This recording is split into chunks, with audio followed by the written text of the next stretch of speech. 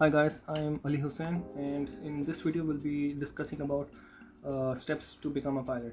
So let's begin. Okay, the first step and the main step I think is you should complete your college. I know there are many people out there that they will tell you that you don't need to finish A levels or do A levels. You can just apply after O levels. You can apply for after O levels, but again you will be doing fundamental. You will be doing foundation courses there, as far as I know. Or if you are not going to do that, you'll still lack some basic knowledge. So I recommend you guys to do A levels, and that too with math and physics. And just guys finish your college. It's not a big deal. Then after college I recommend you guys to start applying for flying schools, and this is a very tricky part.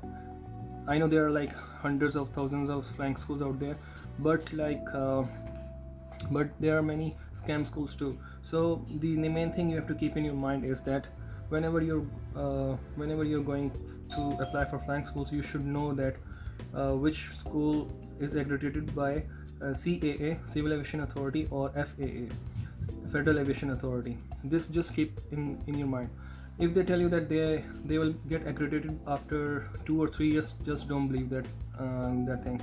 Because what if after 2 years, after you complete your pilot course, you will not get you'll get a certificate, but it will not be accredited. Then no one will hire you. So that's the main thing you have to be concerned about. And now we'll move on to step 3.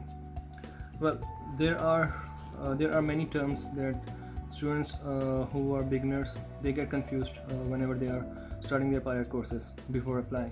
So some of them are SPL, PPL, CPL, and ATPL.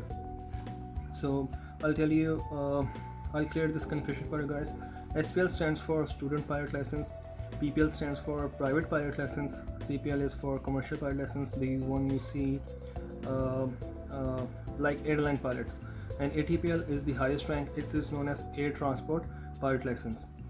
And so if you're willing to become a commercial pilot or an airline pilot, then you have to opt for CPL, and in order to gain CPL, you have to first have PPL and also SPL. So they all get connected in some way, and that's how they make you spend more and more in these courses. Anyways, if you want to become a pilot just for hobby, then you just need to have PPL, and to have PPL you should have SPL. I think in some schools you don't need SPL, but still it's a better thing to have SPL. In some schools who don't require SPL, so it's better to have SPL before PPL. And guys, SPL is cheapest from all of these. Alright, and now we come to step number 4. This is after you get done from step 1 till 3, and you successfully have entered flying school. This step is for you guys. Whenever students they start their flying school, they have to finish this. They get their courses with the time limit, and they are required to finish it in those 2 years, and mostly. And it is divided into practical and also theory. And usually students who want to become pilot, they will have urge to finish practical courses first, because they have that excitement there, but they neglect theory classes. And I think you have to keep a balance between both of them and try to finish in the given time, because if you will exceed the time limit, then you'll be paying extra for it, and already flying schools are expensive, so why do you want to spend more? Okay, and I hope you like this video, and if you do like this video, please hit the subscribe button, and I'll meet up with you guys in my next video then.